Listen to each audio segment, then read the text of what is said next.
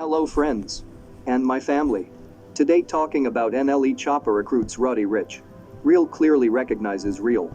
Case in point, Memphis star NLE Choppa recently connected with Cali artist Roddy Ricch for his latest track Walk 'Em Down, a declaration of gangsta that sees production from Los Hendrix and Cash Money.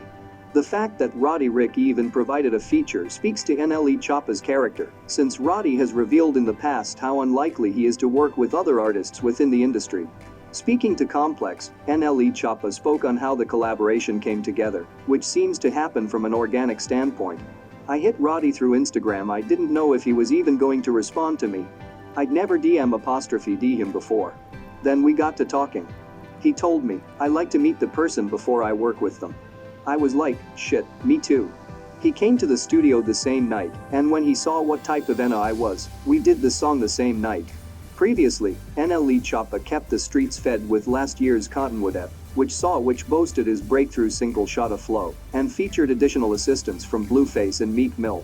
Currently, he's working on his upcoming project Top Shotta, which is also said to feature this year's single 100 Shots. Next is Andrea Bocelli's voice reached a live-streaming audience of 2.8 million in real time on Easter Sunday and collected 28 million views worldwide in the first 24 hours after it streamed, making it the biggest live-streamed classical music event in history. 1 million people queued up in the waiting room ahead of the Music for Hope concert from Italy on Sunday, and by Wednesday morning the performance had notched more than 35.4 million views.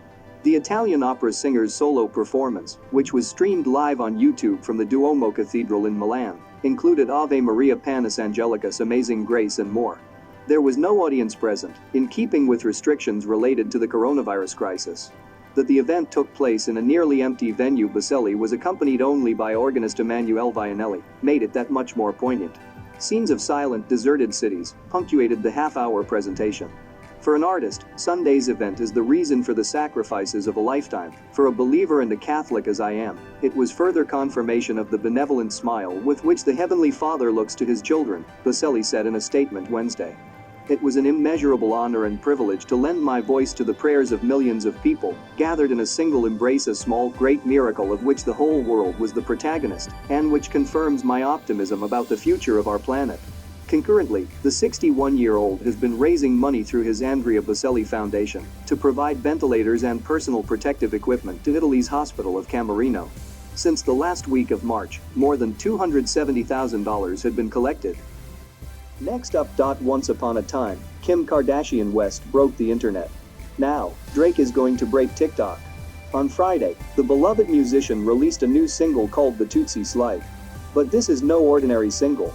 Drake's song includes some pretty simple dance moves. You could compare it to the cha-cha slide. With some kindly suggested directions, Drake has set the stage for a perfect marketing plan. Taking over TikTok. TikTok is an app that allows users to create videos up to a minute long. If you know anything about the app, which is a huge hit in the late teen demographic, you probably know it's full of dance videos. Dance challenges make their way to every corner of the platform on the daily. With a leader as well known as Drake, it's just a matter of hours before the Tootsie Slide prompts an app-wide dance-off. Jokes about the dance challenge have already begun. Twitter users know what to expect when it comes to ample TikTok content. Others are thrilled to try it themselves. The song includes a few lyrics that explain a few moves. Right foot up, left foot slide, Drake sings. Left foot up, right foot slide. Basically I'm saying, either way, we're about to slide. There's already an instructional video available to anyone who wants to learn Drake's creation. Some people have already perfected it. Search Tootsie Slide on TikTok, and you'll find hundreds of videos that have surfaced since the song came out at midnight. TikTok royalty has yet to respond, though. Those best known for dancing and lip-syncing, like Charli D'Amelio and other members of the Hype House, yes, a literal house that is rented by a collective group of dance-driven TikTokers, haven't touched on the challenge yet. There's a lot of room to improvise with the Tootsie Challenge, which seems like a fun opportunity to show your own skills. While Drake gives a few dance orders in the song, there are plenty of surrounding lyrics without instruction. It's sure to start the Tootsie Slide trend, as well as launch a handful of other creative dance moves that fill the blank space. Tootsie Slide is Drake's first single release since his 2018 album Scorpion. In the meantime, he was featured on the song Life is Good by Future, which has over 283 million plays on Spotify. Next is Farm Tarantulas. Animal Crossing. Tarantula farming has become one of the most lucrative money-making schemes in Animal Crossing, next to playing the stock market, but nobody ever said it was easy. If you've given up on finding the illustrious Tarantula Island in Animal Crossing New Horizons, we have good news. You can just make your own.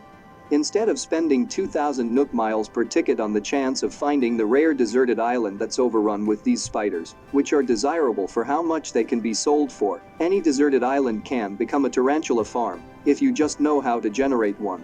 And how tarantula farming work. The key to tarantula farming is understanding how the spawn mechanics in Animal Crossing New Horizons work.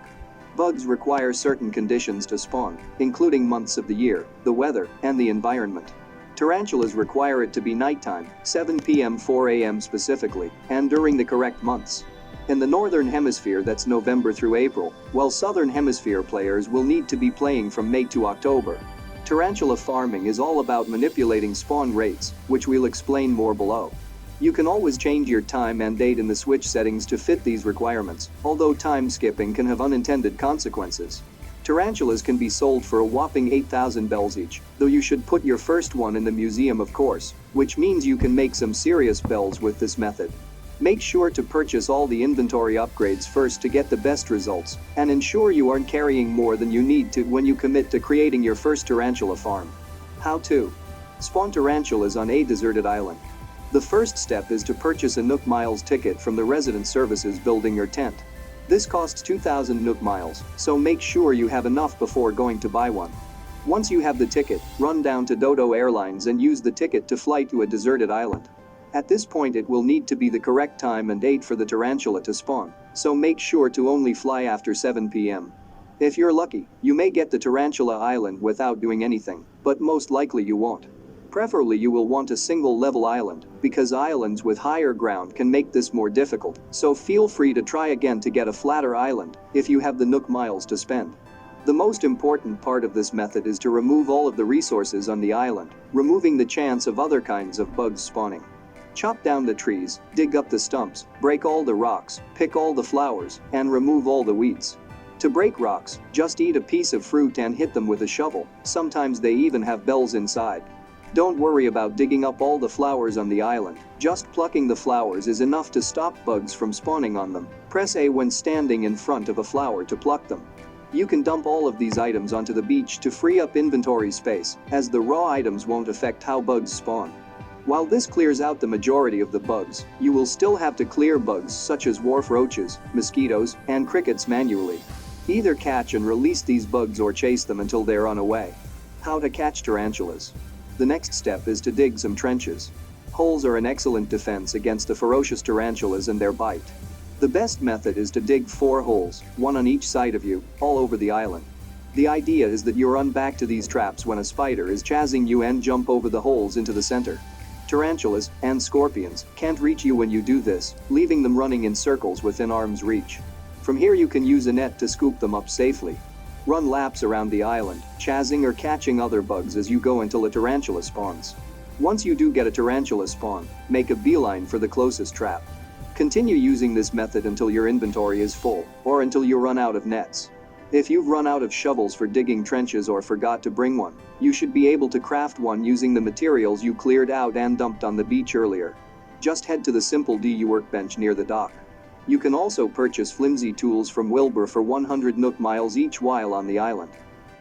If you don't want to dig trenches, the best method for catching tarantulas with nothing but the net is to approach them slowly before you've aggroed them, firmly stop in your tracks when they raise their legs, and then continue approaching them slowly when they've let down their defenses.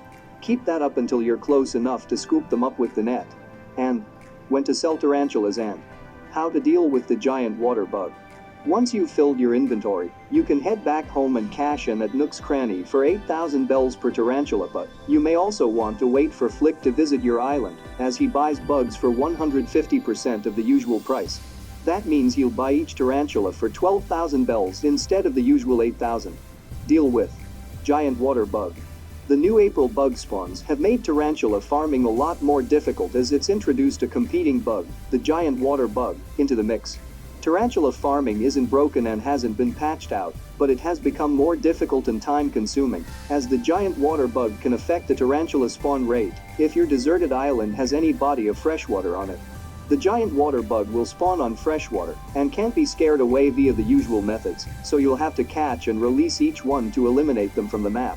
They do sell for 2,000 each, and while that's not nearly as much as tarantulas, they do seem to appear a lot more frequently. If you want to make money farming bugs in a hurry, they're not a terrible choice, though it still isn't ideal. As of right now, the only way to really get around the giant water bug problem is to only attempt tarantula farming on bamboo islands, where there is no freshwater for the giant water bug to spawn on.